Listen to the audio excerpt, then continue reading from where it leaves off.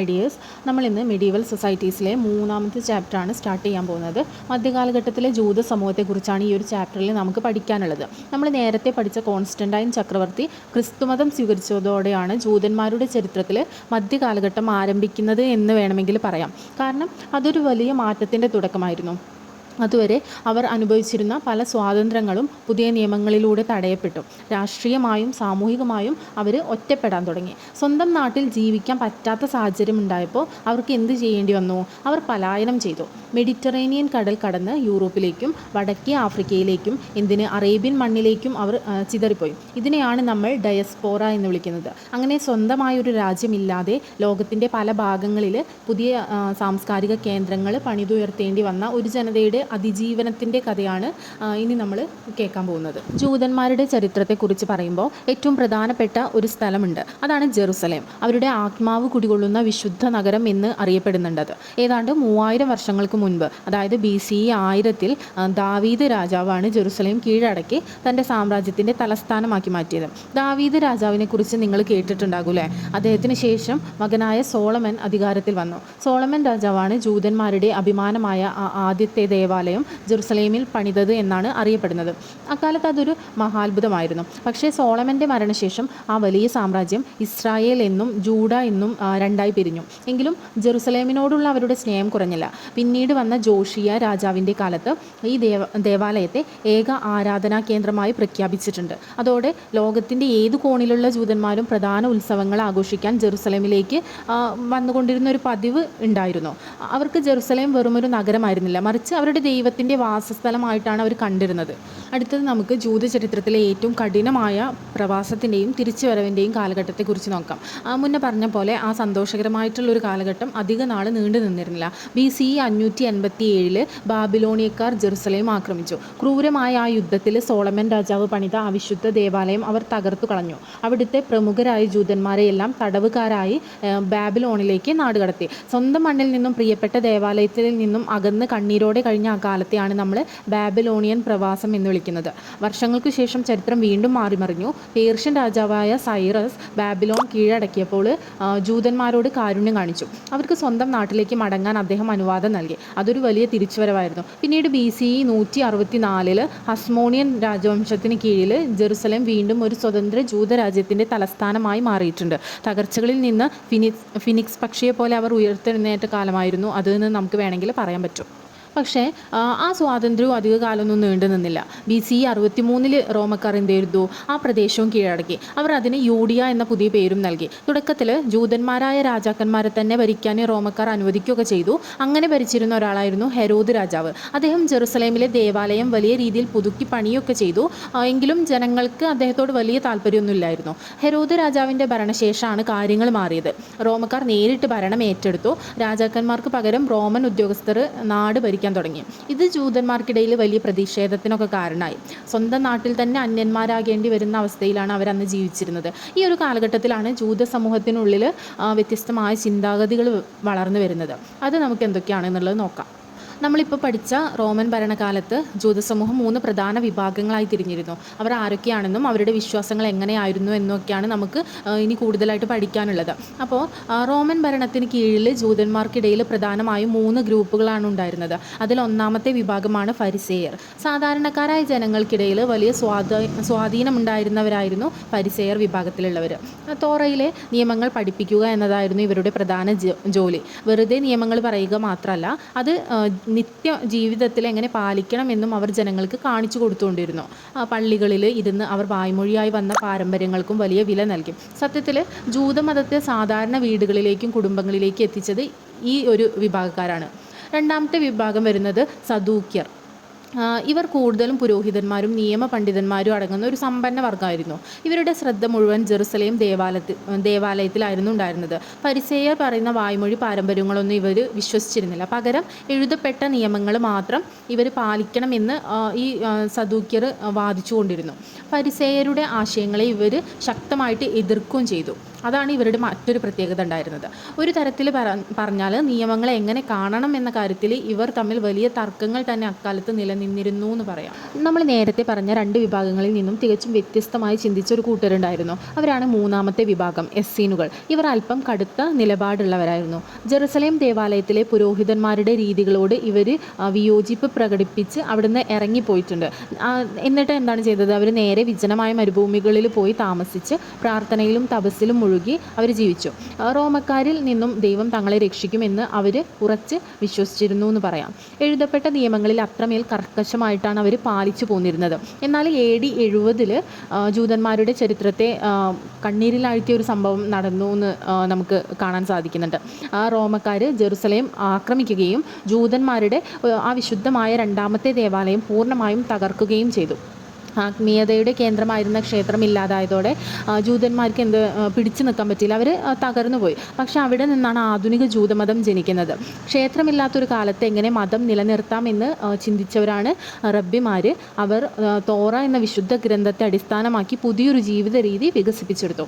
നിയമങ്ങളെയും പെരുമാറ്റച്ചട്ടങ്ങളെയും ക്രമീകരിച്ച് അവർ മിഷ്ന തയ്യാറാക്കി.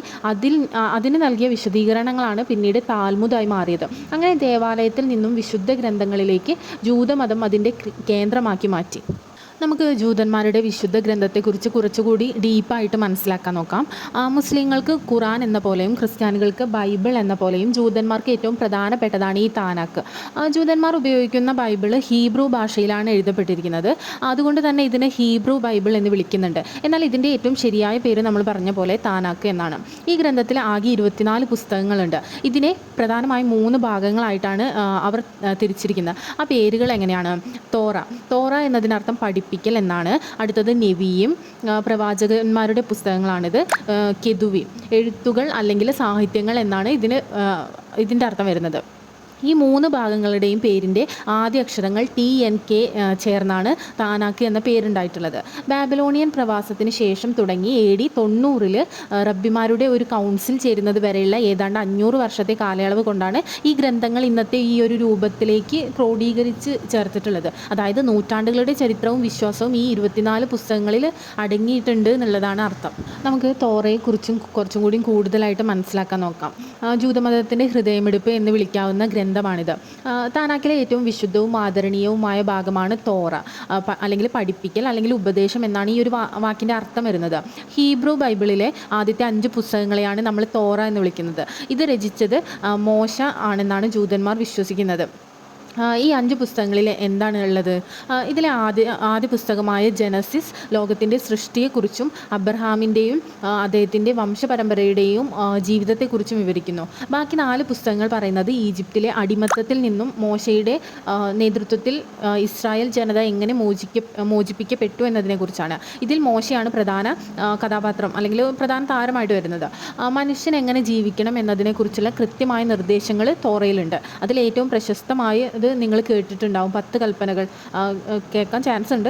വെറുമൊരു മതഗ്രന്ഥം എന്നതിലുപരി ഒരു സമൂഹത്തിൻ്റെ ജീവിത രീതിയെ തന്നെ രൂപപ്പെടുത്തിയ ഒരു നിയമ സംഹിതയാണിത്. തോറ കഴിഞ്ഞാൽ പിന്നെ വരുന്നത് നെവീമാണ്.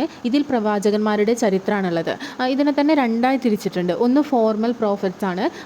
അതിൽ വരുന്നത് ദൈവം എങ്ങനെയാണ് പണ്ട് കാലത്ത് തൻ്റെ ജനതയെ നയിച്ചതെന്ന് ജോഷുവയുടെയും സാമുവലിൻ്റെയും ഒക്കെ പുസ്തകങ്ങളിലൂടെ ഇതിൽ വിവരിക്കുന്നുണ്ട്. രണ്ടാമത്തേത് ലാറ്റർ പ്രോഫറ്റ്സ് ആണ്. ഐസയ, ജെറമിയ തുടങ്ങിയ പ്രവാചകന്മാർ അവരുടെ കാലഘട്ടത്തിൽ നൽകിയ ദൈവിക സന്ദേശങ്ങളാണ് ഇതിലുള്ളത്. താനാക്കിലെ അവസാന ഭാഗമാണ് കെതുവീം. ഇതിൽ ചരിത്ര പുസ്തകങ്ങളും കവിതകളും പഴഞ്ചൊല്ലുകളും ഒക്കെയാണുള്ളത്. എസ്ര, നെഹമിയ പോലുള്ള പുസ്തകങ്ങൾ ഇതിൻ്റെ ഭാഗമായിട്ട് വരും. തോറയോളം പ്രാധാന്യം ജൂതന്മാർ ഇതിന് നൽകാറില്ലെങ്കിലും അവരുടെ സാംസ്കാരിക ജീവിതത്തെ മനസ്സിലാക്കാൻ ഈ ഒരു ഭാഗം സഹായിക്കുന്നുണ്ട്. ചുരുക്കത്തിൽ ഈ 3 ഭാഗങ്ങളും ചേർന്നാണ് ജൂതന്മാരുടെ ആത്മീയ ലോകത്തെ പൂർണ്ണമാക്കുന്നത്.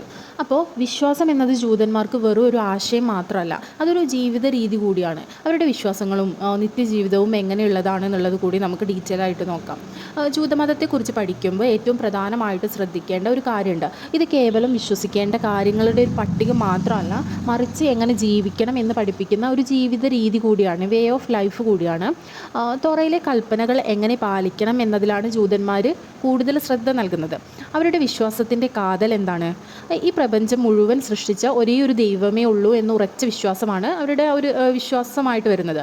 ആ ദൈവം എല്ലാം അറിയുന്നവനാണ്, ആരാധനയ്ക്ക് അർഹൻ അവൻ മാത്രമാണ്, മോശയിലൂടെ ദൈവം നൽകിയ ആ വിശുദ്ധമായ തോറ മാറാത്തതാണെന്നും അത് ജീവിതത്തിൻ്റെ വഴികാട്ടിയാണെന്നും അവർ വിശ്വസിക്കുന്നുണ്ട്. ജീവിതത്തെ വിശുദ്ധമാക്കുക എന്നതാണ് ഇവരുടെ ലക്ഷ്യം. ഇതിനായി മിറ്റ്സ്വോട്ട് അഥവാ ദൈവത്തിൻ്റെ കൽപ്പനകൾ അവർ പിന്തുടരുന്നുണ്ട്. ദൈവം തങ്ങളോട് കാണിക്കുന്ന സ്നേഹത്തിൻ്റെ അടയാളമായാണ് അവർ ഈ നിയമങ്ങളെ കാണുന്നത്. ഒരു പിതാവിനെ പോലെ കാരുണ്യവാനായ ദൈവത്തിന് മുൻപിൽ നമ്മൾ തെറ്റുകൾ ഏറ്റുപറഞ്ഞ് പശ്ചാത്തപിച്ചാൽ ദൈവം അത് ക്ഷമിക്കുമെന്നും ജൂതന്മാർ ഉറച്ച് വിശ്വസിക്കുന്നുണ്ട്. ഈ ജൂതന്മാർക്കിടയിൽ എല്ലാ ആഴ്ചയും ഏറ്റവും സവിശേഷമായി നടക്കുന്ന ഒരു ആചാരമുണ്ട്. ആ ഒരു ദിവസത്തെക്കുറിച്ച് നമുക്ക് കൂടുതലായിട്ട് നോക്കാം. ജൂതന്മാരുടെ ജീവിതത്തിൽ ഒഴിവാക്കാൻ പറ്റാത്ത ഒന്നാണ് ഈ ആചാരം. അതിനെ ശബ്ബത്ത് എന്നാണ് പറയുന്നത്. എല്ലാ ആഴ്ചയും വെള്ളിയാഴ്ച വൈകുന്നേരം സൂര്യൻ അസ്തമിക്കുന്നത് മുതൽ ശനിയാഴ്ച വൈകുന്നേരം സൂര്യൻ അസ്തമിക്കുന്നത് വരെയാണ് ഈ ശബ്ബത്തിൻ്റെ കാലയളവ് വരുന്നത്. എന്താണ് അതിൻ്റെ പ്രാധാന്യം? ദൈവം 6 ദിവസം കൊണ്ട് പ്രപഞ്ചം സൃഷ്ടിച്ചു എന്നും 7-ാം ദിവസം വിശ്രമിച്ചു എന്നുമാണ് വിശ്വാസത്തിലുള്ളത്. ആ വിശ്രമത്തെ അനുകരിച്ചുകൊണ്ട് ജൂതന്മാരും ഈ ദിവസം വിശ്രമിക്കുകയാണ് ചെയ്യുന്നത്. എല്ലാ ജോലികളും മാറ്റിവെച്ച് അവർ ദൈവത്തിലേക്ക് മനസ്സ് അർപ്പിക്കുന്നു. വെള്ളിയാഴ്ച വൈകുന്നേരം വീട്ടിലെ സ്ത്രീകൾ എന്ത് ചെയ്യുന്നു? ശബ്ബത്ത് തിരികൾ തെളിയിച്ച് ശബ്ബത്ത് രാജ്ഞിയെ വരവേൽക്കുന്നതോടെയാണ് ഇത് സ്റ്റാർട്ട് ചെയ്യുന്നത്. ഈ ദിനങ്ങളിൽ അവരെന്ത് ചെയ്യും? പള്ളികളിൽ ഒത്തുകൂടും. പ്രാർത്ഥനകളും ബൈബിൾ വായനയും പാട്ടുകളും ഒക്കെ ആയിട്ട് അവർ സമയം ചെലവഴിക്കും. ലോകത്തിൻ്റെ ബഹളങ്ങളിൽ നിന്ന് മാറി കുടുംബത്തോടൊപ്പം പ്രാർത്ഥനയിൽ കഴിയുന്ന ഈ ഒരു ശീലം ജൂതമതത്തിൽ ഇന്നും സജീവമായിട്ട് നിലനിൽക്കുന്നുണ്ട്. ജൂതന്മാരുടെ കലണ്ടറിൽ ഒരുപാട് ഉത്സവങ്ങളുണ്ട്. ഒരു വർഷത്തിൽ പലതരത്തിലുള്ള ഉത്സവങ്ങൾ അവർ ആഘോഷിക്കാറുണ്ട്. അതിൽ ഏറ്റവും വിശുദ്ധമായിട്ടുള്ള ദിവസം വരുന്നത് ശരത്കാലത്താണ്. ഒന്ന് റോഷ് ഷഹാന അഥവാ ജൂതന്മാരുടെ ന്യൂ ഇയർ, മറ്റൊന്ന് യോം കിപ്പൂർ എന്ന് പറഞ്ഞാൽ അത് പാപപരിഹാരത്തിൻ്റെ ദിനമാണ്. അന്ന് ജൂതന്മാർ ഉപവാസം അനുഷ്ഠിക്കുകയും തങ്ങൾ ചെയ്തു പോയ തെറ്റുകൾ ദൈവത്തോട് ഏറ്റുപറഞ്ഞ് മാപ്പ് ചോദിക്കുകയും ചെയ്യുന്നത് ഈ ഒരു ദിവസത്തിലാണ്. ഇതുകൂടാതെ മറ്റ് 3 വലിയ ആഘോഷങ്ങൾ കൂടി അവർക്കുണ്ട്. ഈജിപ്തിലെ അടിമത്തത്തിൽ നിന്നുമുള്ള മോചനത്തെ ഓർമ്മിപ്പിക്കുന്ന പെസഹ, അടുത്തത് സിനായ് മലയിൽ വെച്ച് മോശയ്ക്ക് തോറ ലഭിച്ചതിൻ്റെ ഓർമ്മയ്ക്കായുള്ള ഷാവൂട്ട്, മരുഭൂമിയിലെ അലഞ്ഞുതിരിയലുകളെ സൂചിപ്പിക്കുന്ന സുക്കോട്ട് എന്നിവയാണ് ഈ 3 ആഘോഷങ്ങൾ. ഇതുകൂടാതെ ഹനുക്ക, പുരിയും തുടങ്ങിയ ചെറിയ ആഘോഷങ്ങളും അവർക്കുണ്ട്. ഓരോ ഉത്സവവും ജൂതന്മാരുടെ ചരിത്രത്തിലെ ഓരോ വലിയ പോരാട്ടത്തിൻ്റെ അതിജീവനത്തിൻ്റെയൊക്കെ കഥകളാണ് നമ്മളോടൊക്കെ അവർ പറഞ്ഞു വയ്ക്കുന്നത്. ജൂത ചരിത്രത്തിൽ ദേവാലയങ്ങൾ തകർക്കപ്പെട്ടപ്പോൾ ആ ഒരു ജനതയെ തളരാതെ നയിച്ചത് ആരാണെന്നറിയോ? അവരാണ് റബ്ബിമാർ. അവരെക്കുറിച്ച് നമുക്ക് കൂടുതലായിട്ട് നോക്കാം. റബ്ബി എന്ന വാക്കിൻ്റെ അർത്ഥം എൻ്റെ യജമാനൻ അല്ലെങ്കിൽ എൻ്റെ അധ്യാപകൻ എന്നാണ്. വെറുമൊരു പുരോഹിതൻ എന്നതിലുപരി അറിവിൻ്റെ വലിയൊരു ലോകമാണ് ഓരോ റബ്ബിയും എന്നാണ് അവരുടെ വിശ്വാസം. എഴുതപ്പെട്ട തോറയിലും വായ്മൊഴിയായി കൈമാറി വന്ന നിയമങ്ങളിലും ഇവർ വലിയ പണ്ഡിതന്മാരായിരുന്നു. AD 70 ജെറുസലേമിലെ വിശുദ്ധ ദേവാലയം റോമക്കാർ തകർത്തതോടെ ജൂതന്മാരുടെ ആരാധനാ രീതികൾക്ക് വലിയൊരു മാറ്റം വന്നു. ബലികർമ്മങ്ങൾക്ക് പകരം പ്രാർത്ഥനയ്ക്കും പഠനത്തിനും പ്രാധാന്യം ലഭിച്ചു. ആ കാലഘട്ടം മുതൽ ജൂത സമൂഹത്തിൻ്റെ ആത്മീയവും സാമൂഹികവുമായ നേതാക്കളായി റബ്ബിമാർ മാറി. പാലസ്തീനിലാണ് ഈ പേര് ആദ്യമായിട്ട് ഉപയോഗിച്ച് തുടങ്ങിയത് എന്നാണ് ഇവർ കരുതപ്പെടുന്നത്.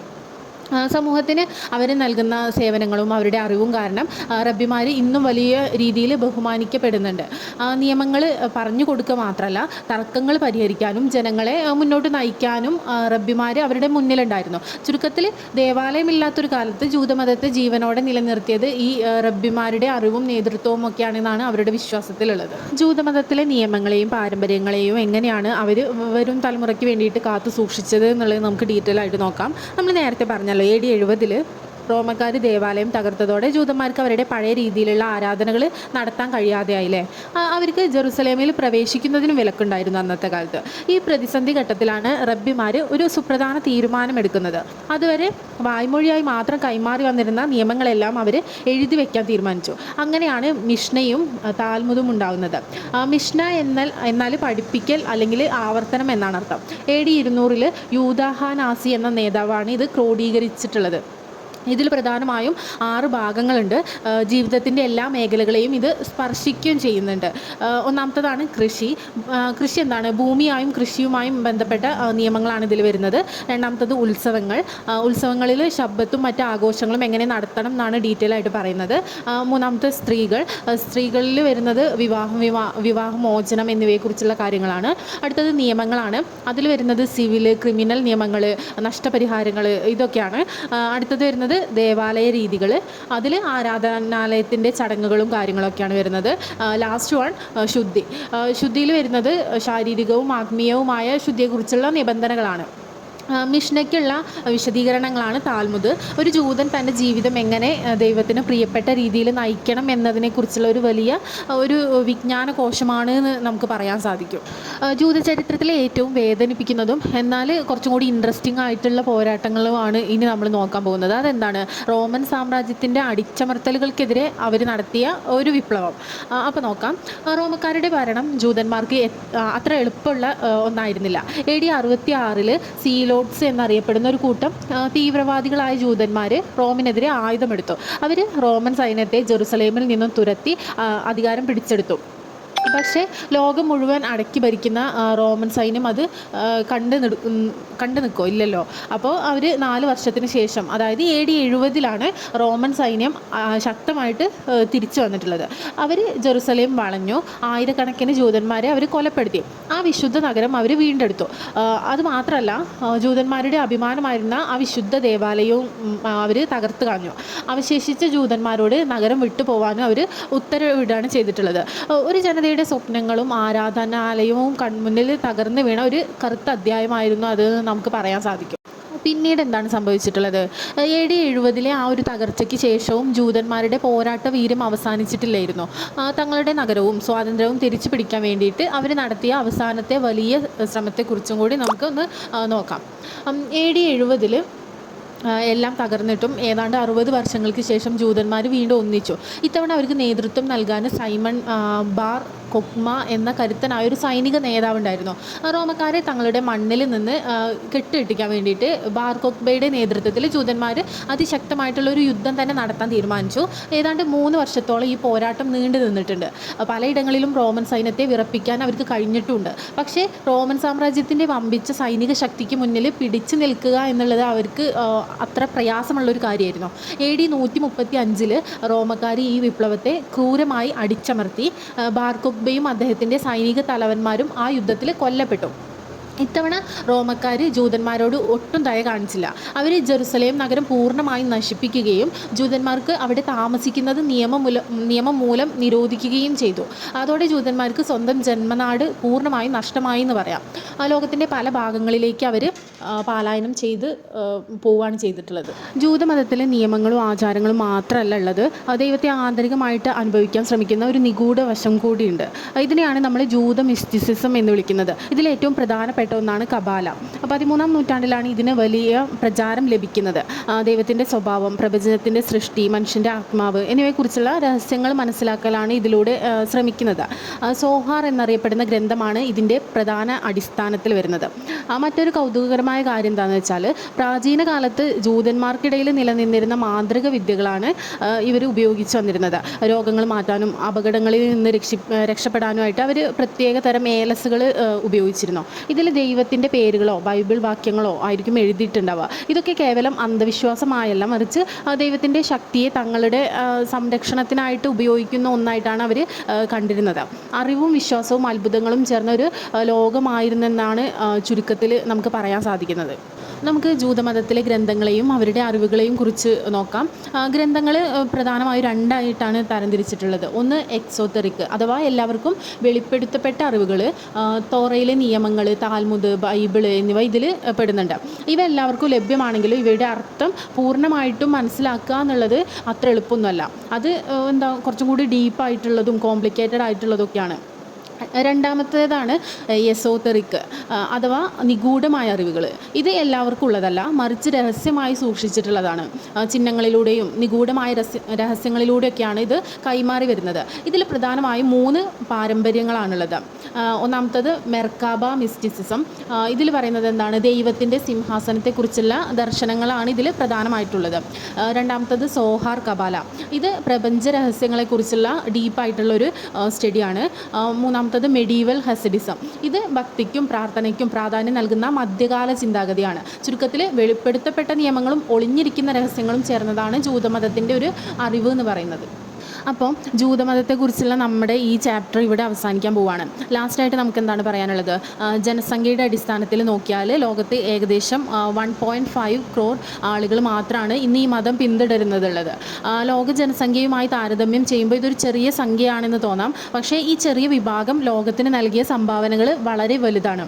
ഒന്നാമതായിട്ട് ക്രിസ്തുമതത്തിൻ്റെയും ഇസ്ലാം മതത്തിൻ്റെയും വളർച്ചയിൽ ജൂതമതം നൽകിയ സ്വാധീനം വളരെ വലുതാണ്. ഈ രണ്ട് വലിയ മതങ്ങളുടെയും വേരുകൾ കിടക്കുന്നത് ജൂതമതത്തിൻ്റെ വിശ്വാസങ്ങളിലാണ്. രണ്ടാമതായിട്ട് ശാസ്ത്രം, കല, സംസ്കാരം, ചരിത്രം എന്നിങ്ങനെ എല്ലാ മേഖലകളിലും ജൂതന്മാർ തങ്ങളുടെ വ്യക്തിമുദ്ര പതിപ്പിച്ചിട്ടുണ്ട്. തങ്ങളുടെ എണ്ണം കുറവാണെങ്കിലും ലോകചരിത്രത്തെയും മനുഷ്യ ചിന്താഗതിയെയും ഇത്രയധികം സ്വാധീനിച്ച മറ്റൊരു ജനതയുണ്ടോ എന്നുള്ളത് സംശയം തന്നെയാണ്. പോരാട്ടങ്ങളുടെയും അതിജീവനത്തിൻ്റെയും ഈ ചരിത്രം നമുക്ക് വലിയൊരു പാഠമാണ് നൽകുന്നത്.